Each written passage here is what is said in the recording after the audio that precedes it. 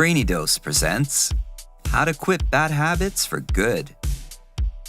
Most of us have a bad habit or two we could stand to lose, but habits are hard to break.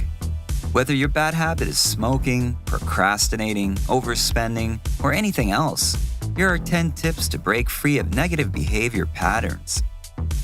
Number 1. Acknowledge the habit. You can't begin to change a habit if you don't realize it exists in the first place, or perhaps you keep ignoring it. Unfortunately, this happens all the time.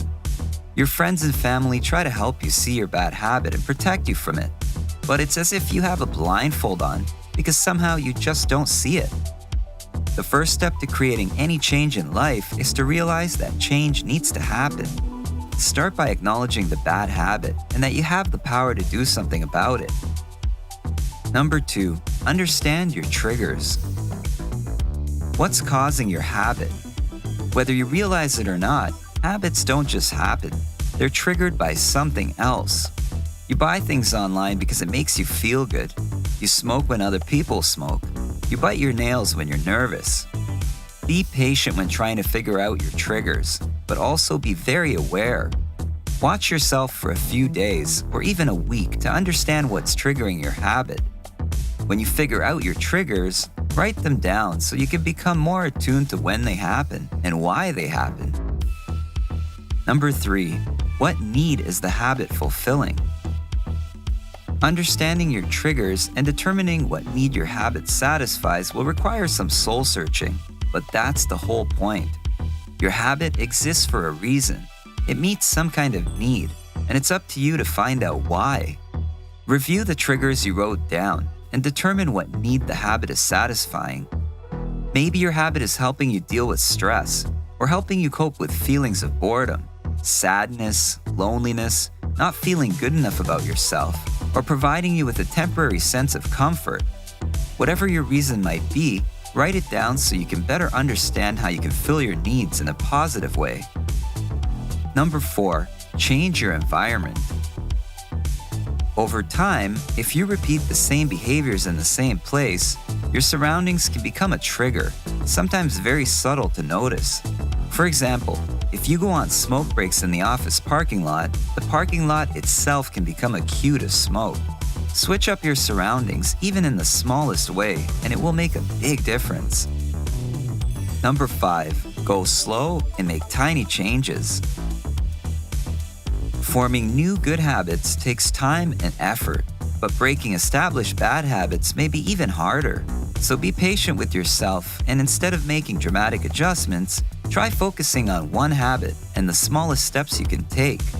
For example, with food and dieting, small changes like reducing the 1 pack of sugar or switching cream in your coffee to sugar-free almond milk can make a big difference in the long run.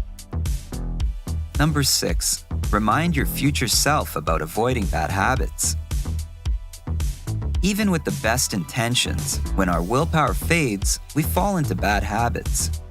For example, you might promise only to have 2 drinks when going out with friends, but you forget that promise completely as soon as you step into the bar. Try setting up reminders for your weakest moments. Your future self will thank you.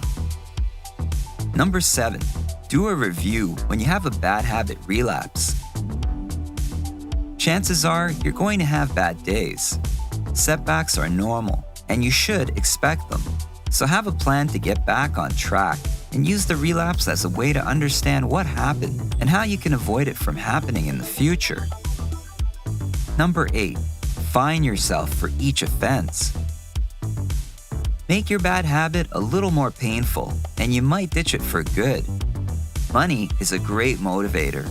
Try using the swear jar method, or pay your friends $1 each time they catch you doing that bad habit. It works the other way too. Reward yourself for beating your habit every day. Number 9, train yourself to think differently about your bad habits. Even if we hate a habit we're doing, like smoking or biting our nails, we tend to continue doing them because they provide us with some sort of satisfaction or psychological reward. Catch yourself thinking any positive thoughts or feelings about your bad habits and reframe them to remind you of their negative aspects. Number 10. Learn from your mistakes. If you have slip-ups, don't let them discourage you. Although they aren't ideal, they can happen. The key is to learn from your mistakes and prevent them from happening again. Don't be too hard on yourself to the point where you just want to give up. On the other hand, don't give in to your habit to the point where it once again controls you. View your slip-ups as lessons and use them as encouragement to get better. Use what you've learned to prevent them from happening again and continuing your path to quitting your bad habit. Quitting a bad habit isn't always easy, but it's definitely worth it.